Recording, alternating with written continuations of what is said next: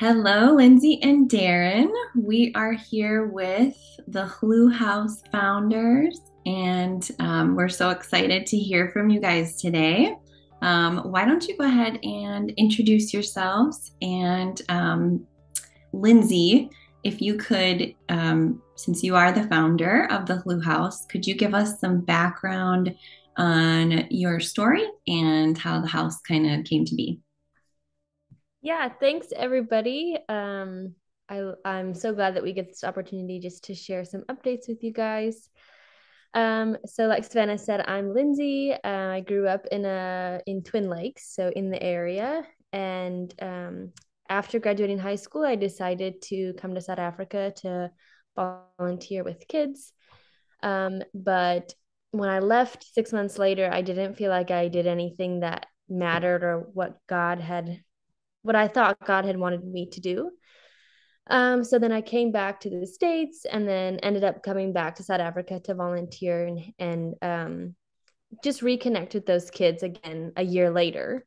And I'd come back for a month, and one of the kids that I had grown really, really close to, I was in a really tough spot. And I spent my month searching and looking for help for this boy, and there wasn't any. And that was when I think God really revealed to me that there's this massive gap um, for children who are overlooked by an overworked system. And I discovered there was nothing else. So I decided that I would go back to the States and get a little bit of funding and come back to South Africa and open the GLO House.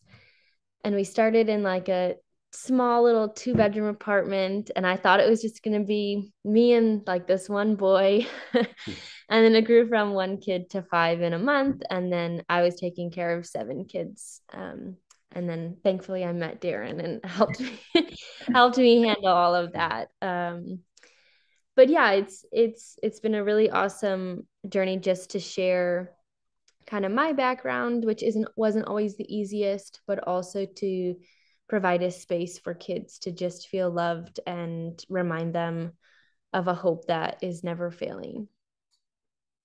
That's awesome. So, Darren, can you give us a little bit of your story and how you and Lindsay met?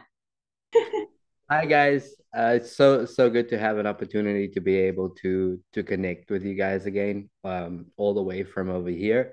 My name is Darren. I am from a small community out here in Cape Town, South Africa.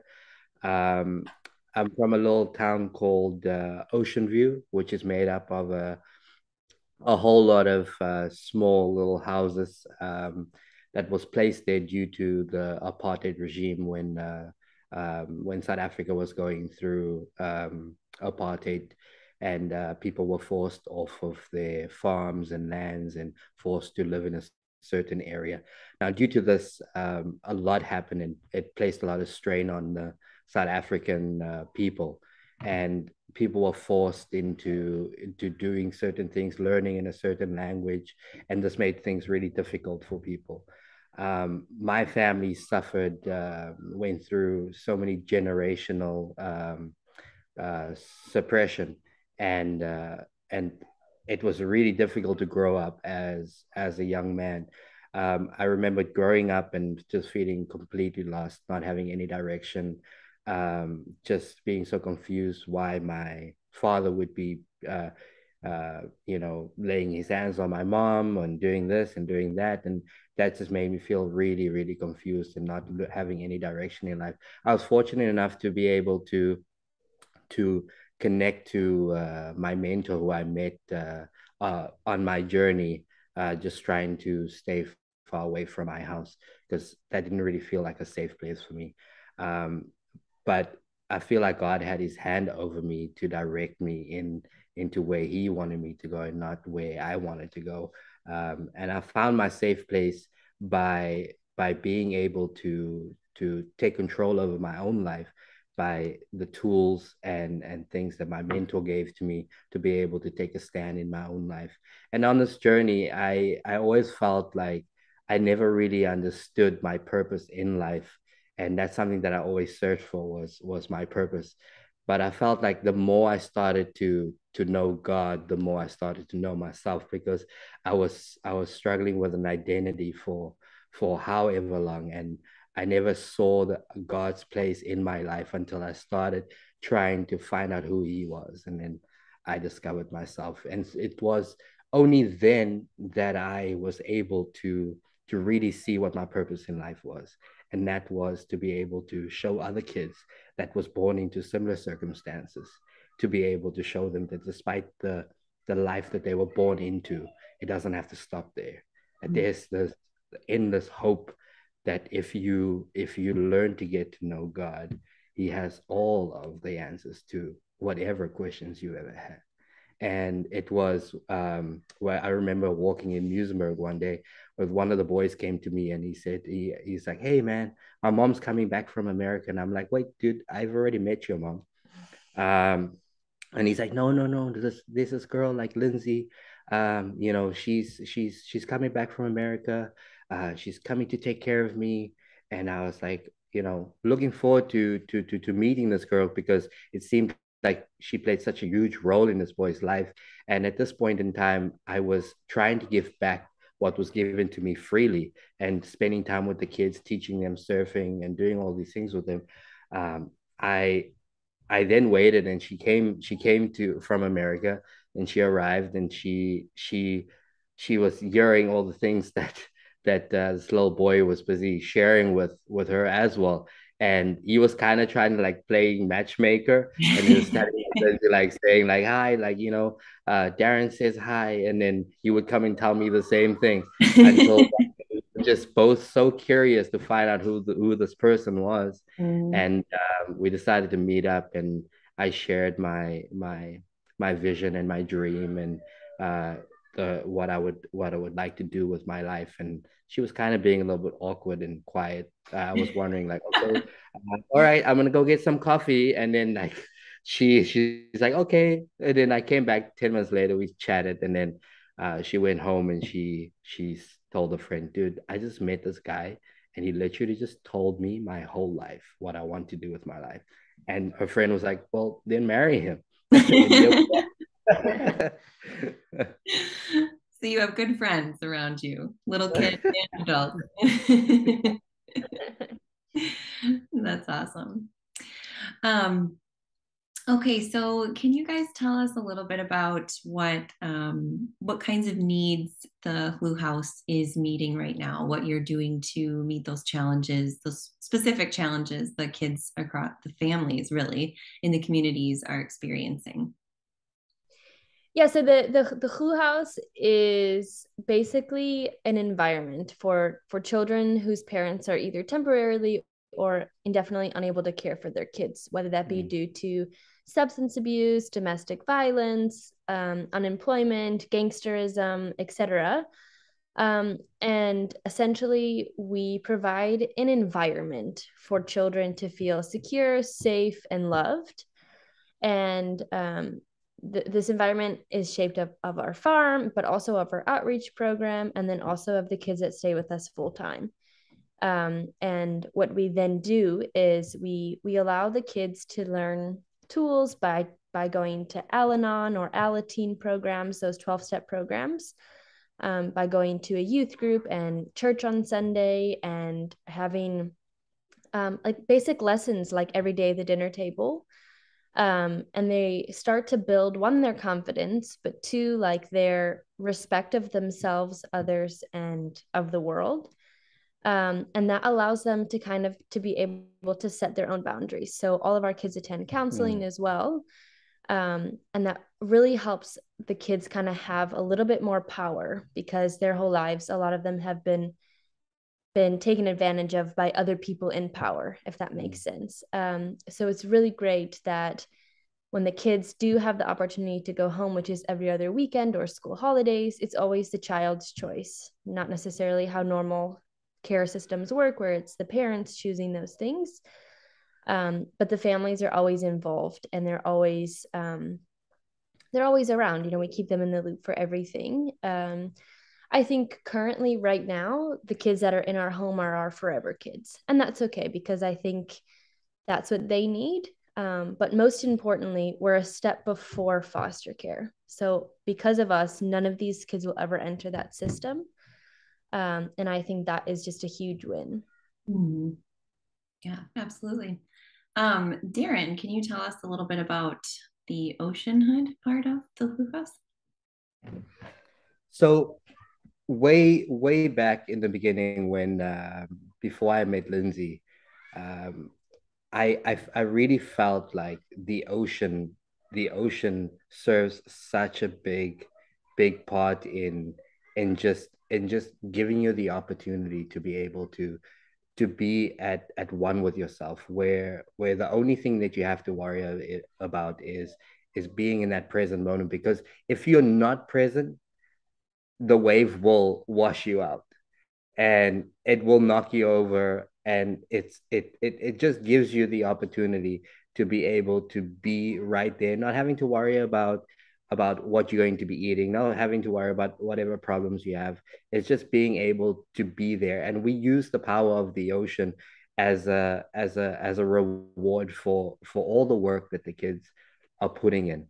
So them going to school, this is mainly our outreach programs. The kids that comes, they come twice a week, and we spend some time with them working on helping them with their homework, working on just filling them up with all kinds of different tools. And because of the work that they put in, they they get to go and have a time in the water, surf, and just spend some time by themselves. That's awesome. Um, so, Lindsay, you mentioned that you have the outreach program where you're really trying to reach out to families throughout the community. How many outreach families would you say you guys are currently working with? So on Tuesdays and Thursdays, we have our outreach kids come, and we have about 25 to 30 of them that come every day. And then every school holiday, which is basically every quarter, we have a school break. So the school closes for the end of the term, and then we run a week long from 9 to 3 holiday club program. And we have give or take like 60 kids that come. So it's a really awesome way to kind of just really dive in there and just go for it. But also like being able to connect personally with our 25 kids that come every single Tuesday and Thursday, and really connect with those families, and meet them where they're at and be able to assist where we can, whether that is counseling or rides to hospital or education. So we have some kids that come every day to get um, some tutoring done, or even just to use our printers because they have a project coming up. It's so much more than just a Tuesday and a Thursday kind of thing. It's a personal connection, and it's and with our outreach kids, we're also able to grow relationships in the community for other kids that might need more assistance, such as them coming to stay with us full time. Mm-hmm. So they also play such a huge role in the environment that they in. Um, Oftentimes you have, they've never done things this way. They've never had tools that they are able to access to be able to solve this problem or solve that problem, or even be able to ask questions, because normally they silence because they don't feel like they are important or they're even able to play that role. But being able to be conscious about what you are capable of, and your values and how much you are worth, it gives them the sense of being able to speak up for even someone more than themselves, someone next to them that they see is struggling with something. So oftentimes, even in this week as we speak, we had someone come to us and say, hey, there's this kid that is struggling, and I really think that they would be able to benefit from this. Is there a possibility that you would be able to go and speak to the mom, or even go speak to the kid and go see them? and see how you are able to assist, because it's more than just spending time with them. It's being able to give them an ear, because that's something that they've never had before. A big part of my life, I never felt like anybody understood what was going on with me, because I didn't have the tools or the words to be able to put and describe that thing that I'm in. And it feels like this deep dark hole, but if you surround yourself with the right people, and some people that is able to put words to it, and let you know that this is what you're able to do, and this is your worth, and this is the actions that you're capable of taking. It just makes things so much easier, you Mm, know. absolutely. So, what are some things that I know you guys are doing things every single day, but are there any events or needs or initiatives coming up in the next like couple months that you guys that we as your partners at LifeBridge could be praying for in particular or helping monetarily or otherwise? Yeah, definitely. So we're kind of working our way into the holiday season and are planning and prepping for all of that. And I think just looking back on past years, we've kind of seen what works and what doesn't work. And again, I think what we value the most is personal connection and making sure that the families that we are supporting and the kids that we are supporting, we want to do that to the best of our ability instead of like overreaching and trying to serve everybody. So this year for the holiday season, what we want to do is put together like a almost like a basket full of like Christmas Mm, groceries. And so those families can really just come together on Christmas, have a great meal, and spend mm, time together, and not have to stress about how am I going to be able to do this, and this holiday season. So we really want to put together like an awesome Christmas hamper. And we're looking at it being about $35 per hamper, and we want to serve those to our 30 families that we serve consistently. And if we get more than 30, we'd love to do more. But we really want to focus on the families that we serve and just bless them this Christmas season with an awesome time for them to just spend together, spend Christmas together as a family, and just remember what Christmas is all about and why it matters, and that family time. So that's really what our goal is this year. That's awesome. So 30 outreach family hampers basically for about $35 US dollars a piece. Yes, cool. exactly. Awesome. All right. Well, are there any other needs in particular? Obviously, the your guys' overall strength in your relationship with the Lord and with each other, your family, your little guy who's sleeping somewhere, right? Right now. Yeah.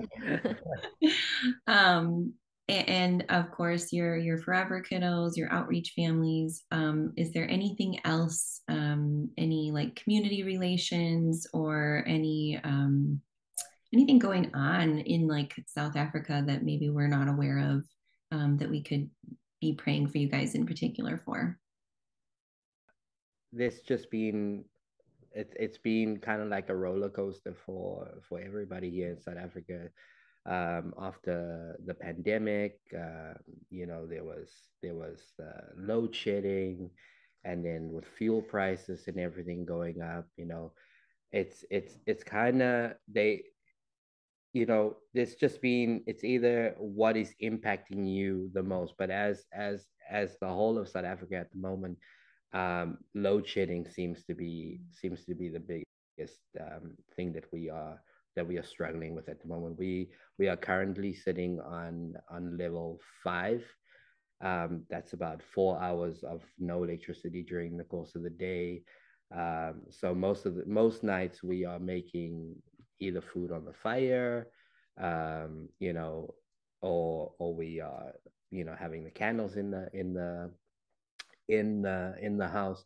But most importantly, just thinking of South Africa as a whole, just with all of the things that we struggle gender-based violence, with all the our kids in the communities.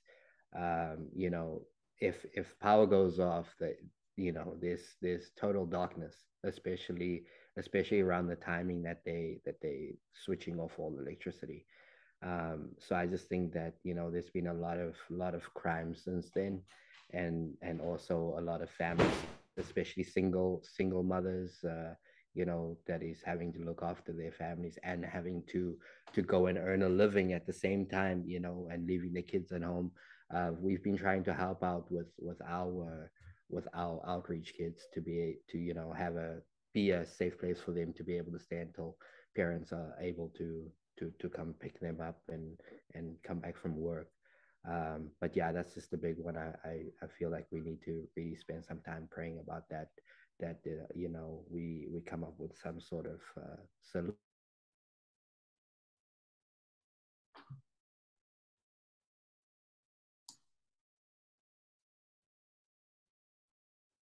I think I lost you guys. Can you hear me?